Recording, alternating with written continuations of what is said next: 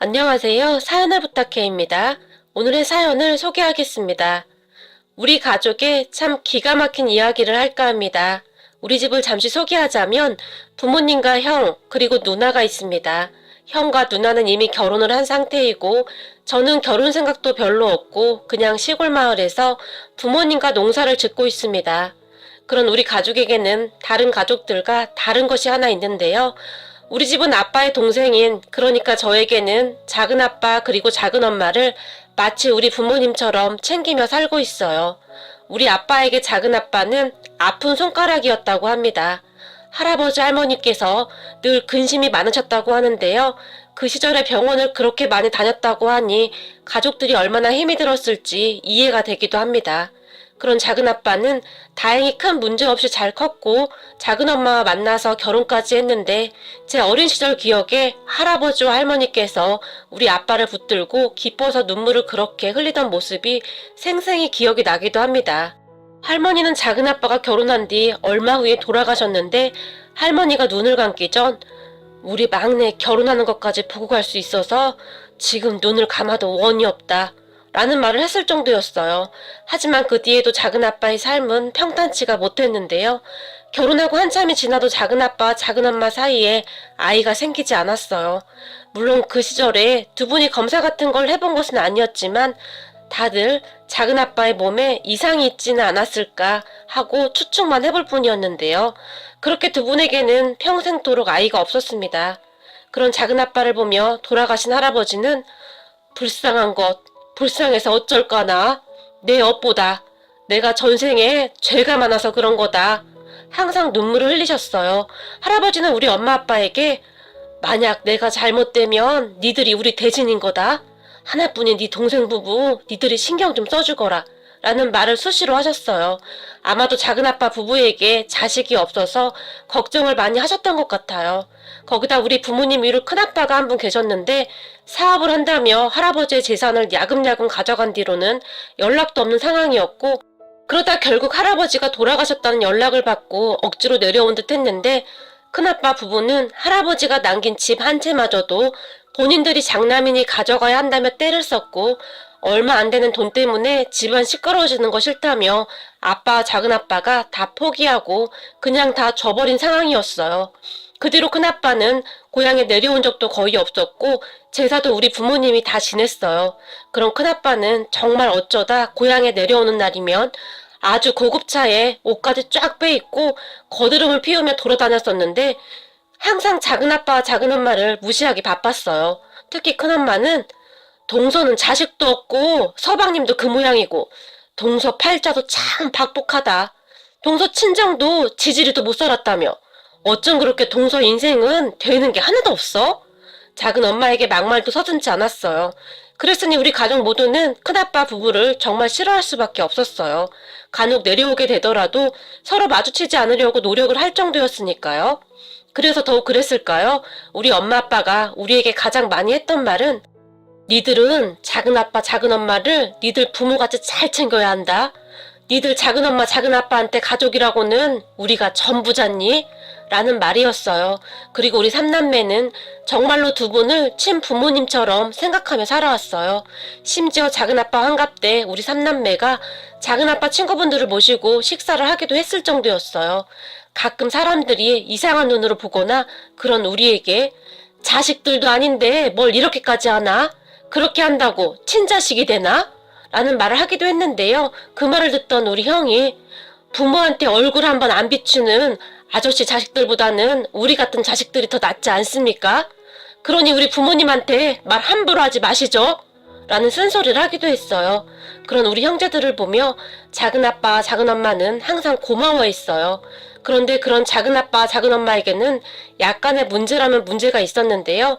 결혼하고 몇 년 뒤부터 작은 아빠가 한두 잔씩 마시기 시작하더니 급기야는 만취 상태로 지내는 일이 많아졌어요. 작은 엄마 말로는 남들 다 있는 자식도 없고 내 인생은 왜 이 모양인 거야 이라며 작은 아빠가 그렇게 눈물을 흘렸다고 합니다. 작은 아빠는 정말 아이를 갖고 싶어 했던 것 같은데 아이가 안 생기니까 아무래도 그런 것에 자신을 많이 의지했던 것 같아요. 그리고 날이 갈수록 작은아빠는 점점 심해져 갔는데요. 그런 작은아빠로 인해 작은엄마의 근심도 쌓여만 갔어요.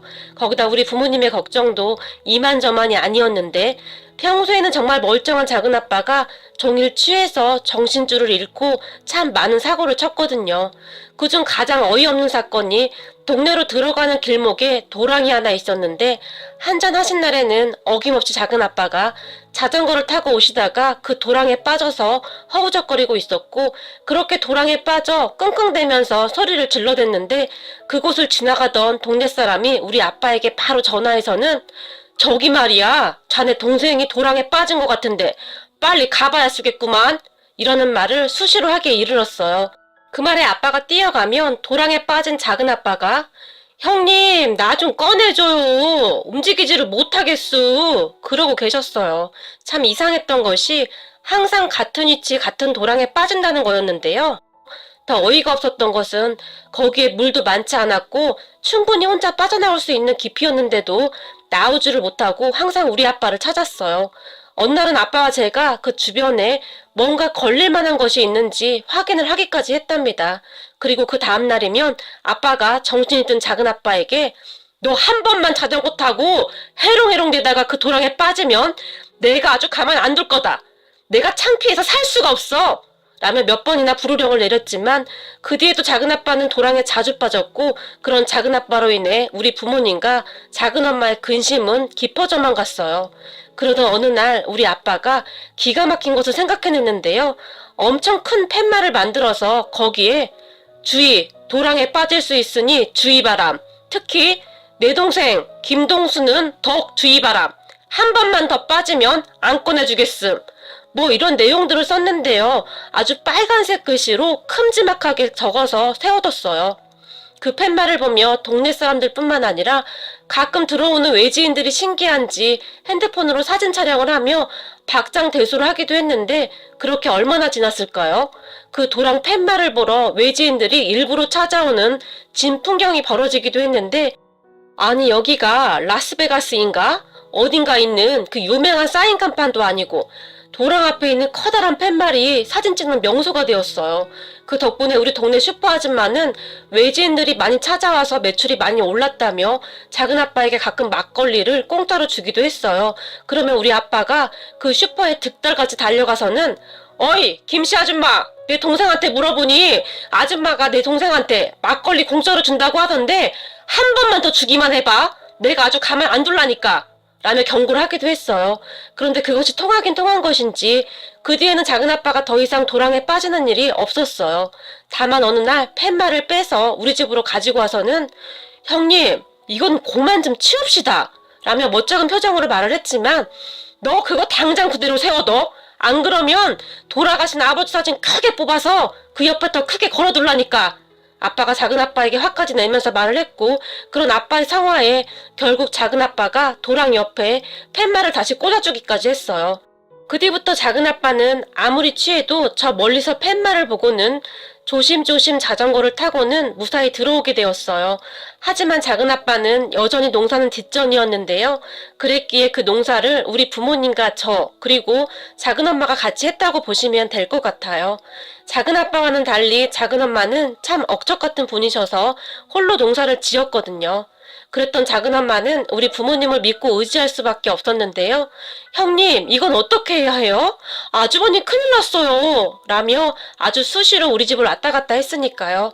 우리 부모님도 우리 농사 스케줄을 잡기 전에 우선 작은엄마 농사 스케줄을 잡고 항상 작은엄마 농사를 도와준 뒤 우리 것을 시작하곤 했어요. 우리는 평생토록 그렇게 살아왔어요. 그 사이 작은아빠가 건강이 많이 안 좋아져서 병원에 입원하기도 했는데 그날 작은아빠를 작은엄마와 제가 병원에 입원시키고 같이 집으로 돌아오는 길이었어요. 작은엄마, 작은아빠가 저렇게 속 썩히는데 왜 이혼할 생각을 안 했어? 작은엄마에게 넌지시 물었는데 그 순간 작은엄마의 눈에 살짝 눈물이 맺혔어요. 그런 작은엄마를 가만히 바라보고 있었는데 우리 작은엄마가 젊었을 때 참 예뻤어요. 그래서 작은아빠와 작은엄마가 결혼하던 그 시절 사람들이 예쁘면 얼굴값 한다고 하는데 얼굴값 좀 하겠네? 라는 말을 참 많이들 했었다고 하는데 작은엄마는 그런 사람이 아니었어요. 작은아빠가 정말 속을 많이 썩혔음에도 항상 한결같이 작은아빠를 챙겼으니까요. 그날 그렇게 작은엄마의 얼굴을 빤히 바라봤는데 어느새 나이가 많이 들어버린 작은엄마의 얼굴에 주름이 가득했어요. 그런 작은엄마에게 그냥 확 이혼하고 작은엄마 인생 살았어야지. 요즘 같았으면 바로 이혼했을 텐데. 제가 다시 말을 했지만 그 순간 작은엄마가 눈가에 맺혀있던 눈물을 닦으며 그럴 수가 없었다. 네 작은아빠가 지금은 저렇게 되었지만 젊었을 때는 정말 어디 하나 나무랄 데가 없는 사람이었어. 우리한테 애가 하나만 있었어도 저리 되진 않았을 텐데 라고 말을 하던 작은엄마가 깊은 한숨을 내쉬었는데요. 그게 작은엄마 잘못은 아니잖아. 아빠 말로는 아무래도 작은아빠 몸이 약해서 그런 것 같다고 하던데. 제가 다시 말을 했지만 누구 잘못인 게 뭐가 중요해. 그냥 애가 안 생긴다는 게 마음 아픈 것 뿐이지. 작은엄마가 안타까운 듯이 말을 했어요. 그런데 그때 작은엄마가 정말 놀랄만한 말을 해줬는데요. 사람들이 나보고 왜 그리 사냐고 다들 뭐라고 하긴 했다. 어떤 사람은 재혼자리를 알아봐 주기까지 했고. 작은엄마가 잠시 말을 멈췄는데요. 진짜? 그럼 그때 뒤도 돌아보지 말고 그냥 가지 그랬어. 그럼 이렇게 고생하진 않았을 텐데. 제가 안타까운 듯이 말을 했는데 그때 저는 진심이었어요. 항상 고생만 하는 작은엄마가 참 안타까웠거든요. 하지만 그런 제 말을 듣던 작은엄마가 근데 나는 절대 그럴 수가 없었다. 왠지 아니? 네 작은아빠가 우리 엄마에게 그렇게 잘했거든. 내 위로 오빠가 한 명 있는데 그 오빠가 개차반도 그런 개차반이 없었어. 사업한다 뭐한다 그러면서 친정 재산을 야금야금 빼갔는데 나중에는 친정엄마가 혼자 살던 친정집까지 날아가게 생겼더구나. 그 말을 듣고 내가 얼마나 눈물을 흘렸는지 몰라. 근데 네 작은아빠가 우리 친정엄마를 그렇게 잘 챙길 수가 없었어. 우리도 없는 살림에 네 작은아빠가 먹을 거 안 먹고 입을 거 안 입고 매달 조금씩 생활비도 보태드리고 그렇게 잘할 수가 없었어. 그리고 우리 엄마가 좋아하는 것들을 나보다 더 많이 알고 있을 정도였어. 그랬으니 우리 엄마가 나보다도 네 작은아빠를 더 좋아했었단다. 그 뒤로 우리 엄마가 병원에서 한동안 계시다 돌아가셨는데 그것도 그렇게 살뜰히 챙겼어. 네 작은아빠가 비록 지금은 저렇게 되었지만 참 착한 사람이었어. 우리 엄마가 돌아가시기 전에 네 작은아빠 손을 꼭 잡으면서 이제 나까지 가면 우리 딸 혼자니까 자네가 우리 딸 좀 잘 챙겨주게나. 그동안 정말 고마웠네. 자네 덕분에 내가 지금 눈을 감아도 여한이 없을 것 같네. 라는 말을 할 정도였으니까 그때 생각이 나는지 작은엄마가 하던 말을 잠시 멈췄는데요. 그랬는데 내가 네 작은아빠를 어떻게 나 몰라라 하고 떠나겠니? 그리고 나는 이곳을 떠날 수가 없었어. 내 가족이 다 여기에 있는데 내가 어떻게 떠나겠니? 우리 오빠보다 더 오빠 같은 우리 아주버님과 친언니 같은 형님이 여기에 있는데 절대 그럴 수가 없지. 우리 엄마 돌아가셨을 때도 우리 아주버님과 형님이 옆에서 끝까지 지켜주고 다 챙겨주셨단다. 내겐 정말 소중한 가족이란다. 내 가족이라고는 그분들밖에 없는데 내가 어떻게 그분들을 떠나서 살 수가 있겠니? 네 작은아빠가 그러고 다녀서 힘든 것보다 그분들이 사랑으로 감싸주는 게 더 컸기에 나는 다 참을 수 있었다. 그러니까 너도 작은아빠 너무 미워하지 말거라. 참 인생이라는 것이 그렇더구나. 작은엄마가 저에게 당부까지 했어요. 그런 작은엄마의 말을 들으니 작은엄마의 마음이 이해가 되기도 했어요. 그리고 얼마 후 작은아빠가 퇴원을 해서 돌아왔고 치료를 받은 뒤로 많이 좋아진 듯 했는데요. 그 뒤로는 건강이 걱정이 되었는지 옛날같이 취해서 동네를 돌아다니는 일도 없었고 그렇게 한동안 조용했던 것 같아요. 그러던 어느 날 간이 좋지 않았던 작은아빠가 결국 지병을 이기지 못하고 돌아가셨어요. 그 누구보다도 우리 아빠의 충격이 어마어마한 듯 했는데요. 몇 날 며칠을 눈물만 흘리셨는데 작은엄마도 말할 수 없는 큰 충격을 받은 것인지 종일 누워만 계셨어요. 그러던 어느 날 아빠가 작은엄마에게 재수씨 이제 그만 털고 일어나야죠. 동생 옷이랑 짐이랑 정리합시다. 라며 말을 꺼냈고 그 다음날 우리 부모님과 제가 작은엄마 집에 가서 작은아빠의 옷가지와 짐을 정리하게 되었어요. 그런데 그러던 중 우리는 작은아빠의 옷 속에서 정말 어마어마한 것을 발견하게 되었는데요. 지금 생각해봐도 그건 기적이 아니었나 싶네요. 작은 엄마가 작은 아빠가 입던 낡은 점퍼를 들어서 큰 비닐봉투에 담으면서 주머니를 확인하고 있었는데 종이 쪼가리를 발견한 작은 엄마가 이건 뭐야? 라며 뭔가를 집어들었는데요. 아유, 그 와중에 복권을 다 샀었네. 생전 이런 거 사는 사람이 아닌데 무슨 바람이 불어서 이런 걸 샀을까요? 작은 엄마가 별일이라는 표정으로 그 복권을 구겨버렸는데요. 그 모습을 보던 아빠가 복권이요? 라고 묻고는 작은 엄마가 구겨버린 복권을 건네받았는데 그런 아빠를 보며 에이, 보실 필요도 없어요. 그게 당첨됐으면 벌써 난리를 쳤겠죠. 그냥 뒀겠어요. 작은 엄마가 그냥 버리라고 했고 그렇지요. 이눈 팔자에 복권은 무슨 복권이겠습니까? 라며 말을 하고 아빠가 복권을 휴지통에 버리려고 했는데 옆에 있던 우리 엄마가 그 복권을 저에게 주면서 그래도 작은 아빠가 남긴 유품인데 네가 한번 맞춰보거라. 혹시 아니? 라며 제게 던졌어요. 하지만 엄마도 그다지 신경 쓰지 않는 듯 했는데요. 제가 복권을 집어들고는 핸드폰으로 날짜와 번호를 확인해 봤는데 이상하게 얼추 맞는 것 같았어요. 순간 제 가슴이 콩닥콩닥 뛰기 시작했고 입술이 바짝바짝 마르는 것 같았어요. 그리고 제 입에서는 엄마? 엄마! 지금 그러고 있을 때가 아닌 것 같은데? 뭔가 잘못된 것 같아. 그럴 리가 없잖아? 그 말이 뚝 하고 튀어나왔는데요. 제 말을 듣던 엄마가 뭘 그럴 리가 없어. 빨리 작은 아빠 유품 정리나 해. 라고 말을 했는데 엄마? 엄마! 복권 말이야. 당첨된 것 같은데? 당첨? 5,000원? 그래도 가져. 그리고 빨리 정리나 해. 엄마는 계속 제 말을 무시한 채 정리 중이었어요. 엄마? 엄마? 진짜 나 이거 가져도 돼? 작은 엄마! 작은 아빠가 대형 사고 친 것 같아. 제가 작은 엄마를 보며 말을 했어요. 제 말에 작은 엄마가 뭐? 네 작은 아빠가 뭔 사고를 쳐? 놀라서 물었는데요. 작은 엄마, 먼저 숨을 크게 한번 들이쉬고 놀라지 말고 내 말 잘 들어. 엄마 아빠도 심장 꽉 붙들어 매. 이제 작은 엄마 인생 끝났어. 작은 엄마 좋아하는 소고기 이제 평생토록 맨날 먹을 수 있어. 그것도 1등급 한우로만. 제가 흥분한 채 말을 했는데요. 그게 뭔 소리야? 라며 다들 저만 바라보고 있었어요. 1등이야? 설마 너 지금 뻥 치는 거지? 엄마가 물었고 엄마 마지막으로 이거 진짜 나 가져도 돼? 나 이거 가지고 그냥 조용히 사라져 줄게. 그동안 키워줘서 정말 고마웠어. 작은 엄마도 그동안 고마웠어. 그럼 나는 이만 사라져 줄게.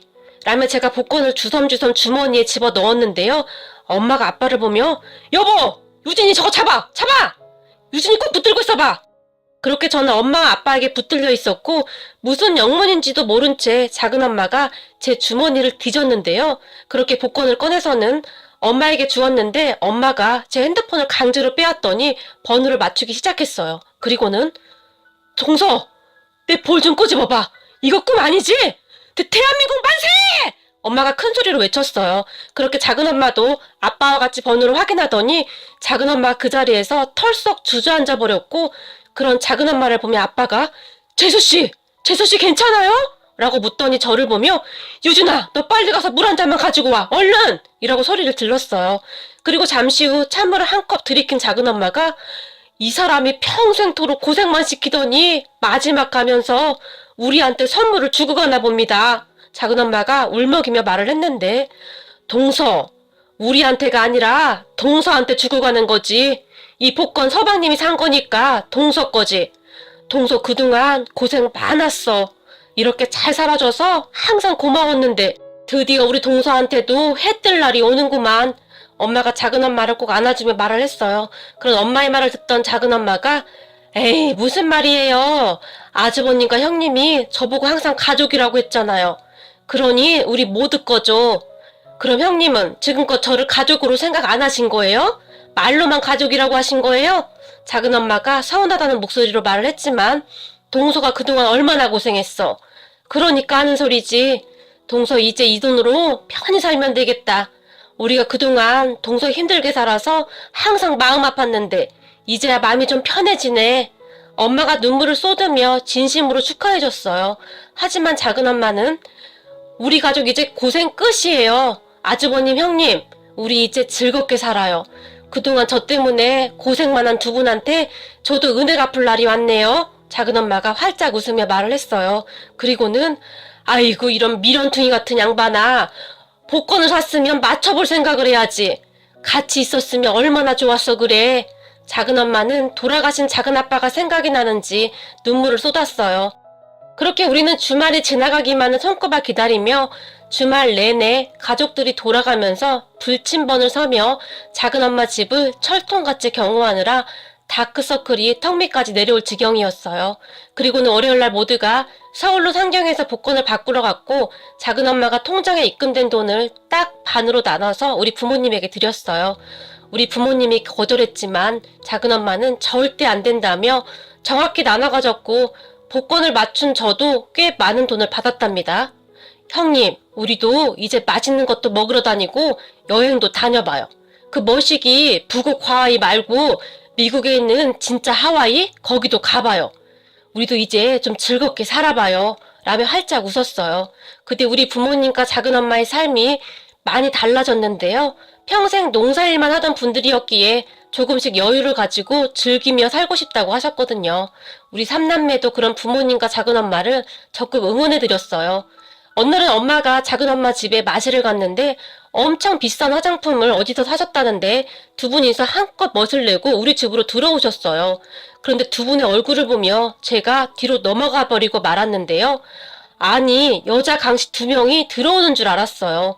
얼굴은 밀가루를 뒤집어 썼는지 얼굴이 새하얀 데다가 입술은 새빨간 립스틱을 칠했는데 마치 흰색 도화지에 빨간색 크레파스를 칠해놓은 것 같았어요. 그 모습을 보며 에이구머니나 얼굴에 도대체 뭔 짓들을 한 거야? 라며 아빠가 경기를 할 정도였어요. 그런 아빠를 보며 왜요? 우리가 평생 농사만 짓다 보니 얼굴이 너무 까맣다고 해서 화장 한번 해본 건데 엄마가 울상을 지었고 당장 지우지 못해? 꿈에 나올까봐 무섭다. 아빠가 소리를 지르며 막내야, 네 엄마랑 작은엄마 사진 좀 찍어봐라. 이거 네 형이랑 누나한테 보내줘야겠다. 아니다. 우리 동네 노인정에 딱 붙여놓으면 다들 좋아하겠구만. 이러며 두 분을 놀렸어요. 그 말에 엄마와 작은엄마가 씩씩거리며 화장을 지우기도 했어요. 그 모습을 가만히 보고 있는데 두 분이 정말 환상의 콤비가 따로 없더라고요. 그리고 얼마 후에 우리 아빠가 난생 처음으로 좀 비싼 자동차를 사셨어요. 저와 같이 자동차를 보러 갔는데 자동차를 보는 내내 아빠는 같은 질문만 했어요. 막내야, 이 차가 네 큰아빠가 타던 차보다 좋은 차냐? 라고 말이죠. 평생을 큰아빠에게 당하고 살았으니 아무래도 한이 맺힌 게 많은 것 같았어요. 그렇게 아빠는 큰아빠가 타던 자동차보다 좋은 자동차를 샀고 그 좋은 자동차에 엄마와 작은엄마를 태우고 동네를 몇 바퀴씩 돌기도 했고 그러다가 지겨워지면 읍내로 마시를 나가기도 했어요. 참 재미있는 것이 말이죠. 세 분이서 무슨 세트도 아니고 항상 같이 다녔어요. 그렇게 우리 가족의 삶은 정말 많이 나아졌는데요. 그러던 어느 날 소문을 들었던 것인지 큰아빠 부부가 급히 내려왔더라고요. 그리고 우리 집 앞에 딱 세워져 있던 아빠 차를 보며 안색이 창백해졌는데요. 저거 네 차냐? 큰아빠가 아빠에게 물었어요. 네, 이번에 큰 돈이 생겨서 샀습니다. 더 좋은 차로 살려고 했는데 이런 시골에서 굳이 그런 차가 필요할까 싶어서요. 아빠가 의기양양한 표정으로 말을 했어요. 동네 사람들 말 들어보니 복권에 당첨됐다고 하던데 사실이냐? 큰아빠가 기대 가득한 눈빛으로 물었고 아, 네. 상수 유품 정리하다 보니 그 유품 안에서 복권이 나왔지 않겠어요? 그냥 버릴까 하다 맞춰보니 1등이더라고요. 그때 그거 보고 심장이 어찌나 떨리든지 지금도 꿈인지 생시인지 모르겠는데 재수씨가 당첨금 반을 뚝 떼줬어요. 아빠는 그때가 다시 생각나는지 얼굴이 상기되어 있었어요. 뭐야? 왜 니들끼리만 나눠가져? 나도 상수 형인데. 그 순간 큰아빠 입에서 그 말이 툭 하고 튀어나왔는데요. 아무래도 우리 아빠가 항상 큰아빠가 원하는 대로 해줬기 때문에 그날도 우기면 얼마라도 받아갈 수 있다는 생각을 했던 것 같은데요. 아니 생각해봐라. 나도 상수형인데 당연히 지분이 있는 거지. 근데 나한텐 입 딱 다물고 니들끼리만 헤쳐먹어? 니들이 인간이냐? 라는 말도 안 되는 말을 했거든요. 그런 큰아빠를 보며 제가 불안해하고 있었는데 아빠가 또다시 큰아빠에게 휘둘릴까봐 상당히 불안했거든요. 그런데 그런 큰아빠의 말을 듣던 아빠가 형님, 사람이 살면서 말이요. 최소한의 사람의 도리라는 것이 있어. 형님이 아버지 재산 탈탈 다 털어가 놓고 아버지 제사 한번 참석한 적 있어? 그나마 남아있던 얼마 되지도 않는 아버지 집마저 처분해 갔으면 가서 조용히 사시오. 지금 어디 와서 말도 안 되는 생떼를 부리는 거요? 내 참 어이가 없어서. 아빠가 기가 막힌 표정으로 말을 했어요. 그런데 그런 아빠의 말에 네가 그렇게 나온다 이거지? 그럼 나도 변호사 고용할 테니 한번 법적으로 싸워보자꾸나. 집안 풍비박산 한번 내보자꾸나. 저 세상에서 아버지 어머님이 아주 좋아하겠구만. 큰아빠가 큰 소리로 말을 하며 아빠의 눈치를 봤지만 형님, 전에는 내가 그냥 다 참았는데 이제부터는 절대 안 참겠소. 이게 변호사 고용한다고 해결될 일이요? 추하니까 그만 억지 부리고 올라가서. 아빠가 큰아빠를 있는 힘껏 째려보며 말을 했어요. 동생, 그러지 말고 나도 조금만 나눠주면 돼. 어차피 공짜로 생긴 돈인데 그 정도는 나눠줄 수 있지 않나? 지금 내가 사업이 힘들어서 그러는데 조금만 도와주면 내가 평생 은혜는 잊지 않고 살겠네. 라며 부탁을 했지만 됐소이다. 우리는 지금 재수씨 좋아하는 소고기 먹으러 가야 하니까 그만 올라가요. 우리 많이 바쁘거든요. 라고 말을 하던 아빠가 다시 저를 보며 유준아, 네 작은 엄마한테 연락해서 저번에 서울 백화점 가서 산 옷 입고 나오시라고 해라. 오늘 우리 멋진 데 가서 고기 좀 썰어보자. 라며 큰 소리로 말을 했어요. 그런 아빠를 보며 동생, 그러지 말고 나 좀 살려주게나. 지금 우리 가게 망하기 직전이야. 사실은 우리 처남이 똘똘해서 격리를 막 끊었는데 홀라당 챙겨서 해외로 날라서 지금 난리가 났어. 우리 가게 망하면 빚쟁이들이 여기까지 쫓아오고 난리 날 건데 서로 골치 아파지니까 좀 도와주게나. 큰아빠가 다시 부탁을 했지만 빚쟁이들이 여긴 왜 와요? 우리랑 아무 상관도 없는데 우린 그냥 경찰 부를 테니까 아무 걱정 마시오. 그리고 우리 곧 하와이 갈 거라 집을 좀 오래 비울 텐데 알아서 하시구려. 라고 말을 하며 큰아빠의 손을 매몰차게 뿌리쳐버렸어요. 그런 아빠를 보며 아빠도 그동안 쌓인 게 참 많았구나 싶었는데요. 아빠는 절대 큰아빠를 도와주지 않았고 다급해진 큰엄마 큰아빠가 아빠 몰래 작은엄마를 찾아가서 재수씨 어차피 물려줄 자식도 없고 돈도 많은데 우리 좀 살려주세요. 지금 정말 다급해서 그럽니다. 라고 거의 빌다시피 했다는데요. 아이고 어쩌죠? 저는 가진 돈이 하나도 없어요. 작은엄마가 대답을 했다는데요. 동서, 그 복권 당첨된 거 있잖아. 그 돈 조금만 보태주면 될 것 같은데 부탁 좀 할게. 그리고 그동안 내가 동서한테 서운하게 한 건 정말 미안해. 큰엄마가 말을 했다는데요. 저 진짜 돈이 없어요. 제 거는 우리 아주버님이 다 관리하셔서 저는 그냥 돈 타서 쓰고 있어요. 제가 워낙 아는 것이 없고 해서 아주버님이 관리해주고 있으시거든요. 그냥 은행이 제일 안전하다고 절대 다른 거 하지 말라고 하셔서 은행에 있긴 한데 저는 아무것도 몰라요. 라고 대답을 했다네요. 그리고 그 모든 것은 혹시 몰라 우리 아빠가 작은 엄마에게 연습시킨 말이기도 했어요. 돈 있다고 하면 여기저기서 쫓아올까봐 그냥 그렇게 말하라고 시킨 것이죠. 나는 아무것도 몰라요. 우리 아주버님한테 물어보세요. 라고 말이죠. 그리고 아빠 말을 정말 잘 들었던 작은 엄마는 정말이지 아빠가 시키는 대로 말을 했다는데 토시 하나 빼놓지 않고 똑같이 했더라고요. 그렇게 큰아빠 부부가 작은 엄마를 보며 인정머리 없는 것들 잘 먹고 잘 살아라 라며 소리를 지르며 갔다고 하는데요.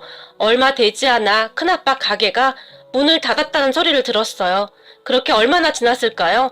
큰아빠 부부가 다시 고향에 내려왔는데요. 이번에는 무슨 보험 가입 신청서 같은 것을 들고 와서는 네 형수가 얼마 전부터 보험 일을 시작했는데 이거 하나 정도는 들어줄 수 있지? 라며 아빠에게 물었다는데 우리가 보험이 뭐가 필요해요? 돈도 많은데 아프면 내 돈 가지고 병원 가면 되지. 우리는 필요 없습니다. 라고 딱 잘라서 말해버렸어요. 작은 엄마에게도 찾아갔다는데 저는 아무것도 몰라요. 우리 아주버님이 알아서 해서요. 라는 말만 했다고 하네요. 그렇게 큰아빠 부부가 우리 부모님과 작은 엄마에게 할 말 못할 말을 잔뜩 하며 씩씩거리며 올라갔는데요. 그런 큰아빠 부부를 보며 정신 차리려면 아직도 멀었어. 아직도 한참 고생해야 해. 라는 말만 중얼거릴 뿐이었어요. 그 뒤 우리 부모님과 작은엄마는 아빠가 운전하는 차를 타고 맛집들을 순방하며 다니고 있는데요. 복권 1등 당첨된 사람들 치고는 참 순박하게 살고 있답니다. 물론 저는 여전히 농사를 짓고 있고 말이죠. 단지 삶이 조금 더 여유로워졌다고 해야 할까요? 우리 아빠는 항상 뱁새가 황새 따라가다가 가랑이 찢어진다고 사람은 항상 분수에 맞게 살아야 하는 거야 라는 말을 하면서 나름 행복하게 살고 있답니다. 앞으로 우리 가족 모두 지금처럼만 행복하게 살았으면 좋겠네요. 오늘의 사연은 여기까지였습니다. 즐겁게 보셨다면 구독, 좋아요 부탁드립니다. 고맙습니다.